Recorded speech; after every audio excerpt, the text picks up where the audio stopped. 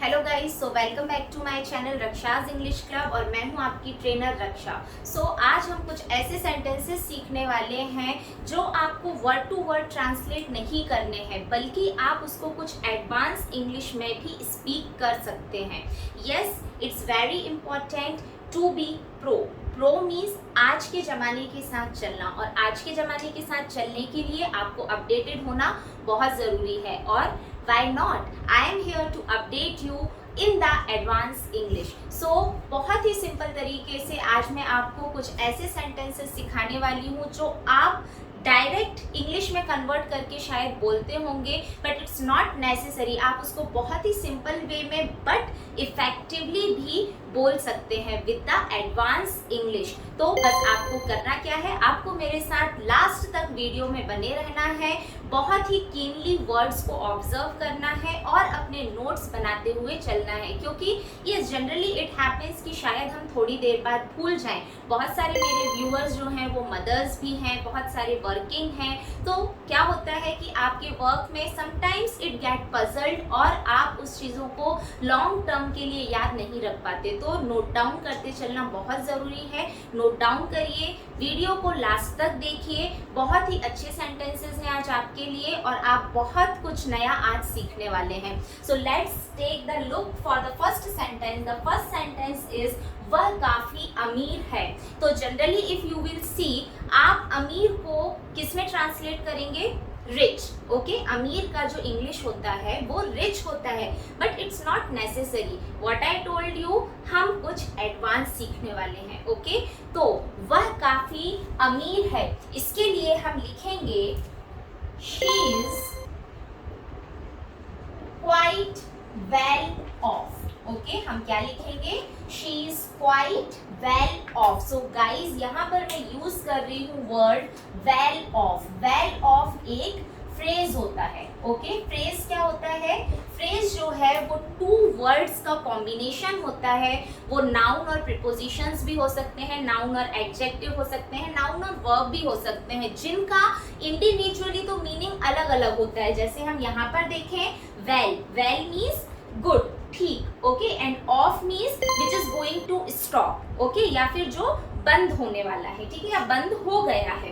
तो दोनों वर्ड्स का इंडिविजुअली मीनिंग तो अलग अलग है, but when we combine these two words, ये आपको एक डिफरेंट मीनिंग देता है। और यहाँ पर वेल ऑफ, वेल ऑफ हमें मीनिंग दे रहा है अमीर का, मीन्स सफिशिएंटली उसके पास सब कुछ है। Okay, so she is quite well of का मीनिंग हिंदी में होता है वह काफी अमीर है।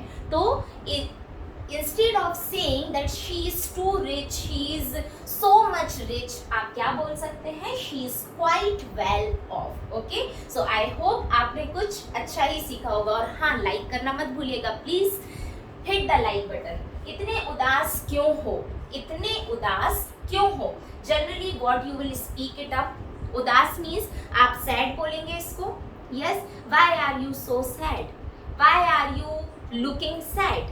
ओके, आप यही बोलेंगे। नो, अब आप इसको क्या बोलेंगे? वाई। क्या बोल सकते हैं हम उदास को? उदास को हम और बोल सकते हैं लॉन्ग फेस। ओके, हम उदास को क्या कह सकते हैं? Long face. तो हम बोल सकते हैं वाई द लॉन्ग फेस। इसका भी मीनिंग यही होता है, तुम इतने उदास क्यों हो? इतने उदास क्यों हो? Why the long face? Long face जो वर्ड है यहाँ पर, ये हमें मीनिंग दे रहा है उदास होने का। ओके, उदास होने का मीनिंग हमें इंग्लिश में किस वर्ड से मिल रहा है? लॉन्ग फेस से। ओके, नेक्स्ट हमारा सेंटेंस है वह उलझन में दिख रहा था। वह उलझन में दिख रहा था। इंग्लिश के लिए उलझन के लिए हमारा इंग्लिश में वर्ड क्या होगा? Difficulty, problem. यस, और हम एक वर्ड यहाँ पर उलझन के लिए यूज कर सकते हैं गाइस, वो है पजल्ड। ओके, कौन सा वर्ड हम यूज कर सकते हैं? पजल्ड। तो वह उलझन में दिख रहा था, इसको हम बोल सकते हैं he looked puzzled। क्या बोल सकते हैं हम इसको? he looked puzzled। यहाँ पर दिख रहा था मीन्स हम पास्ट की बात कर रहे हैं, इसलिए हमने लुक का यहाँ पर सेकेंड फॉर्म यूज किया है, हमने यहाँ पर ईडी लगाया है। Okay, so he looked puzzled, वह पजल्ड दिख रहा था, वह उलझन में दिख रहा था, वह परेशानी में दिख रहा था। नाउ पेमेंट मैं करूंगी, जनरली इट हैपेंस, बहुत ही कॉमन वर्ड है। हम जब भी आउटिंग के लिए या कहीं बाहर जाते हैं जनरली कोई ना कोई ये सेंटेंस बोलता ही है, पेमेंट मैं करूंगी। सो जनरली आप इंग्लिश में क्या बोलेंगे? I will pay, I will do the payment, okay. But now here as we are learning the advance one, so payment मैं करूंगी को हम क्या बोलेंगे? It's on me. Yes guys, तो आप कुछ नया सीखने वाले हैं आज यहाँ पर। पेमेंट मैं करूंगी को हम बोलेंगे it's on me, okay. Yes, definitely एक बार में ये नहीं आएगा। So what I am telling you, watch the video till end and please note down all the points. It's really very important where you can learn the advance English with me. और ये सिर्फ practice से ही आएगा। Generally you are not having that environment at home, आपके घर पर वो एनवायरमेंट नहीं होता है, तो why not to practice with me? Yes, I am here to make you practice, but this practice can be done only with making the points with me and just repeat with me, okay? Whenever you are watching my video, you can write down these sentences in the comment box, okay? By this what will happen, जब आप लिखते हैं वो आपको और भी अच्छे से याद हो जाता है, okay? So what you can do, जब आप वीडियो देख रहे हैं तो आप इन sentences को comment box में लिख सकते हैं। और ऐसे ही और sentences के लिए please you can comment more, okay? If you will write the more in the comment box, definitely I am going to bring more videos like this for you, okay? Next sentence is, वह बहुत पैसे वाली है। She is having enough money? No. वह बहुत पैसे वाली है, इसको हम बोल सकते हैं she is loaded, okay? She is loaded, okay? आपने सीधा सीधा भी नहीं बोला, इनडायरेक्टली बोल दिया, किसी को अच्छा या बुरा भी नहीं लगेगा, और आपने अपनी बात भी बोल दी दैट वह बहुत पैसे वाली है, शी इज लोडेड। आपने क्या बोला? वह बहुत पैसे वाली है, she is load. Next sentence है, मैं दुविधा में हूँ। मैं दुविधा में हूँ means I am unable to decide something, ठीक है, या फिर कुछ ऐसी कंडीशन है जहाँ पर मैं डिसीजन नहीं ले पा रही हूँ, ओके। तो इसको हम लिख सकते हैं I am on the fence, okay? हम क्या लिख सकते हैं? I am on the fence। यहाँ पर fence का मीनिंग क्या होता है गाइस? बाड़ी होता है, ओके। बाड़ी मीन्स ना तो आप इधर पर रह पा रहे हैं ना आप उधर जा पा रहे हैं, मीन्स कंडीशन है आप डिसाइड नहीं कर पा रहे हैं मैं इधर ही रहूं या उधर जाऊं या मैं किस तरफ जाऊं, ओके। तो यहाँ पर मैं दुविधा में हूँ, इसको आप एडवांस इंग्लिश में किस तरीके से बोल सकते हैं?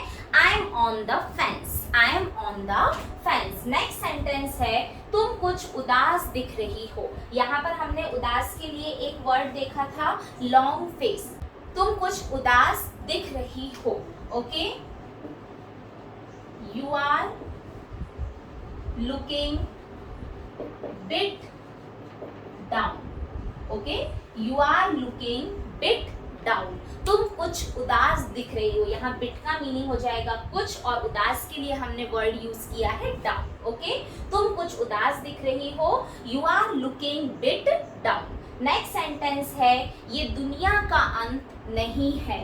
ये दुनिया का अंत नहीं है, इसको हम कह सकते हैं it's not the end of the world. अभी बहुत कुछ आगे है, यहाँ इसी कंडीशन के होने के बाद, इस प्रॉब्लम के होने के बाद ही सब कुछ खत्म नहीं हो जाता, अभी और भी ऑप्शंस हैं, ओके। अभी और भी आपके आगे रास्ते खुले हुए हैं। तो इसके लिए हम पॉजिटिवली, ये हम नेगेटिव लिखा हुआ है लेकिन हम किसी को पॉजिटिव ओपिनियन दे रहे हैं, पॉजिटिव सजेशन दे रहे हैं, तब हम क्या बोल सकते हैं? It's not end of the world, it's not end of the world, okay. यहाँ पर इसका मीनिंग एक्चुअली नेगेटिव नहीं है, ये पॉजिटिव मीनिंग है कि अभी और भी रास्ते खुले हुए हैं, आपके पास और भी ऑप्शंस हैं, ओके। ऐसा अब कभी नहीं होगा, ऐसा अब कभी नहीं होगा, that will never happen again, okay. होने को कहा जाता है happen, और आगे कभी नहीं means again, okay. so that will never happen again, never means कभी नहीं, that will never happen again, ऐसा अब कभी नहीं होगा। वह पैसे बचा बचा कर खर्च कर रही है। ओके, अब हम यहाँ पर बचाने को सेव यूज नहीं करने वाले हैं, पैसे के लिए हम मनी यूज नहीं करने वाले हैं। Then what are the other advanced words in English which we can use? So वह पैसे बचा बचा कर खर्च कर रही है। यहाँ पर बचाने को हम बोलेंगे guys pinching. Okay, pinching, pinching means चुटकी भर। ओके, तो चुटकी भर का हम अदर सेंस ले सकते हैं बचाना। ओके, और पैसे, पैसे को हम बोलते हैं पेनी। ओके, तो हम यहाँ पर लिखेंगे वह पैसे बचा बचा कर खर्च कर रही है। she is pinching pennies. Okay, she is pinching pennies means वह पैसे बचा बचा कर खर्च कर रही है। नेक्स्ट है अच्छे पहलू को देखो। अच्छे पहलू को देखो, देखने को हम बोलते हैं लुक। ओके, और अच्छा पहलू, what will be the English word for the अच्छा पहलू? It will be good side. Yes, good side. Good side को हम और क्या कह सकते हैं? Bright side. ओके, हम और क्या कह सकते हैं? Bright side. तो यहाँ पर हो जाएगा अच्छे पहलू को देखो, look at the bright side. Look at the bright side, अच्छे पहलू को देखो। नेक्स्ट है मैं बिल्कुल ऊब गया था, मीन्स मैं बोर हो गया था, मैं बोर हो रही थी। ठीक है, तो मैं बिल्कुल ऊब गया था। I was totally board. हम कुछ और क्या बोल सकते हैं, मतलब सामने वाले को ये समझ में आना चाहिए what ever you have done was disgusting, बहुत ही बुरा था जिसके कारण मैं बिल्कुल ही बोरियत मैंने महसूस की थी। ओके, तो हम इसको बोल सकते हैं मैं बिल्कुल ऊब गया था। I was bored to death. Okay, I was bored to death. Yes, this is the correct sentence to make someone feel or make someone understand that whatever you have done was really not appropriate, वो बिल्कुल सही नहीं था। Okay, so I was bored to death. Okay, I was bored to death. This is the correct sentence for मैं बिल्कुल ऊब गया था। So I hope guys आपने आज की क्लास में कुछ नया सीखा होगा। Yes, definitely आपने नया सीखा होगा, आपने नोट डाउन पॉइंट्स किए होंगे एंड फिर से आप इसको देख सकते हैं। You can comment in the comment box. अगर आपको इसी तरीके के और वीडियोस चाहिए, definitely I will bring new video with the new sentences, with the advanced English for you, and definitely you and me together are going to fix it, और हम बहुत अच्छे न्यू sentences भी आगे सीखते रहेंगे। Till then, don't forget to like, share and subscribe my channel. Thank you.